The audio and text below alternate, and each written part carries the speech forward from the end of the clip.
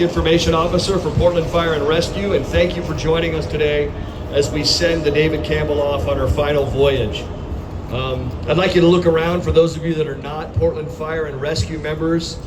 If you see many of the individuals here standing amongst us with just a general Portland Fire t-shirt on, you can pretty much guarantee that that individual retired out of Portland Fire and Rescue and worked off of the David Campbell as a working platform. And it's what they learned from those that preceded them and what they taught to those that we see now operating the vessel allowed her to be so successful for so many years. As you know, we have about 100 years of use of this vessel. So without much more, we're going to go ahead and begin the final water display from the David Campbell. Enjoy.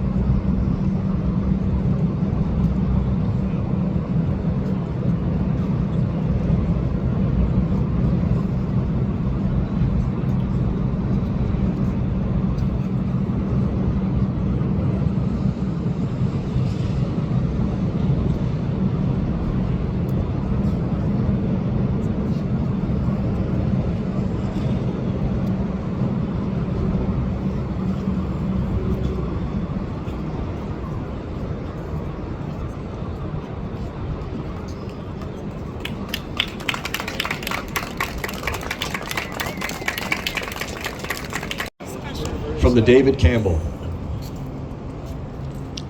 Very happy you are here to enjoy that with us. As the David Campbell motors back to the dock, we have a few speakers to share the history and the future of the David Campbell. And with that, I'd like to call up Chief A.J. Jackson to share the history of the David Campbell FireBoat. Hi, good morning. My name is A.J. Jackson, and I'm the Interim Fire Chief for Portland Fire and Rescue. and it is an honor to be here today to commemorate this day in Portland Fire and Rescue's history. It's the final voyage of the fireboat David Campbell. The David Campbell has a special place in Portland Fire and Rescue's history. It was named to honor the service and sacrifice of Fire Chief David Campbell, who died heroically in 1911 in a building collapse, trying to ensure his firefighters escaped from a burning building. On November 12, 1927, it was christened with a bottle of pure Bull Run water by then Fire Commissioner C.A. Bigelow's daughter, Genevieve. It was one of 3 fireboats purchased that year. The other 2 were the Mike Londencloss, christened November 23rd, 1927, and the Carl Gunster, christened November 10th, 1927. Each of these fireboats were secured for a price of just over $103,000 each. I wish those prices were still around today. Built in 1927, the fireboat David Campbell was one of the most powerful boats of its era in the Pacific Northwest. It could pump 12,000 gallons of water per minute, which allowed it to knock down massive amounts of fire when needed. It has served Portland for almost 100 years, protecting bridges, industrial zones, ships, marinas, all along the Willamette River. It was also known for its iconic water cannon salutes, as you saw today, during Portland's Rose Festival Fleet Week every year, welcoming military ships and delighting spectators along the waterfront. The David Campbell was originally outfitted with gasoline engines and a fuel tank that could hold over 2,400 gallons of gasoline. As part of a $3 million modernization program bond, all 3 fireboats were overhauled and raised pilot houses and other enhancements were added. Also in the mid-1970s, the transition to diesel fuel engines were added. The David Campbell's service spanned decades until its retirement from Station 6 in 2021. Over that period, it went from protecting wooden docks and maneuvering alongside steamships to watching the construction of steel bridges and high-rises. The David Campbell represents so much of our history that we felt compelled to preserve. We are so thankful for the opportunity to partner with the Columbia River Maritime Museum to ensure that not only the legacy and story of David Campbell can continue to be shared and remembered for generations to come. And so thank you again for sharing in this special celebration as we turn the page on the next chapter of the David Campbell fireboat. And with that, I would like to introduce Bruce Jones from the Columbia River Maritime Museum to say a few words. Thank you, Chief. Good morning, everyone. Wow, was that an incredible display from a beautiful historic boat. I mean, it's just so moving. This is a momentous day for Portland Fire and Rescue, for the City of Portland, for the maritime community, and for Columbia River Maritime Museum. We're absolutely thrilled with the opportunity to honor the legacy of Portland firefighters by preserving David Campbell on our campus in Astoria. We are constructing a location for David Campbell on the eastern end of our campus. In fact, if you come into Astoria on Highway 30, David Campbell will be the first thing you see beginning next spring. Columbia River Maritime Museum has 2 warehouses of artifacts across the street that the public never sees. And because of that, we're currently building a second exhibition building. It's called Mariners Hall, and it's going to bring more of our artifacts to the public. We call it Mariners Hall instead of Boat Hall because it's really ultimately about the people. So we like to have beautiful boats on display and anchors and windlasses and bells, but it's really about the people. The engineers who designed and built the boats, who worked on the boats, longshoremen, fishermen, dock workers, lifesavers, sailors. We tell the story of these people because they resonate with anyone, whether or not you're a fan of the Maritime or whether you've served on boats. And now we're going to be able to tell the story of those who protected the vital waterfront commerce on these rivers and waterfront shipping are Portland firefighters, so vital to the region's economy. So today, David Campbell will go to Diversified Marine, a shipyard upriver, and there we'll prepare it for outdoor display. In addition to sandblasting and painting the vessel so that it can withstand being outside 365 days a year in Astoria's notoriously rainy weather, we will make a few modifications to David Campbell for accessibility. We'll increase the height of the railing. If you've walked on David Campbell, you know how easy it is to fall overboard. So we're going to raise the height on the railing, and we're going to create on the stern a new access to the engine room so that our elderly visitors, and so all of our visitors, will be able to easily go in and see the engine room and understand what the engine room workers on David Campbell endured during its century of service. So the boat should be on display in the spring of 2026. You don't have to wait until then to come see us, though. Come visit us in Astoria anytime you like. And in order to have the David Campbell be more than just a display that you look at from the outside, we want to make it available to the public to walk on the decks, to go in the engine room, and for that we do need volunteers. So any of our friends at Portland Fire and Rescue, retired or active, if you'd like to sign up to help us show off David Campbell to the public, by sheer coincidence, our education director, Katie Menny, is here. Raise your hand, Katie. And Katie runs our volunteer department, and we'd love to eventually have some veterans of David Campbell to talk to the public about her proud history. So again, I want to thank the City of Portland and the Portland Fire and Rescue for this vessel and for a grant to help support the display, as well as our two major donors, Dr. Gerald Warnock and Mr. Terry Graff, who are funding our project. And we are deeply honored to preserve David Campbell into perpetuity and honor the legacy of Portland Fire and Rescue. Thank you. Thank you, Chief. Thank you, Bruce.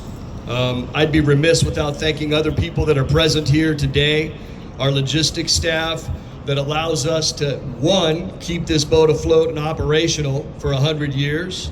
I'd also like to thank Chief Goforth for his efforts along in coordination with the Columbia River Maritime Museum to ensure that we have the opportunity in perpetuity to recognize the historic significance of the David Campbell.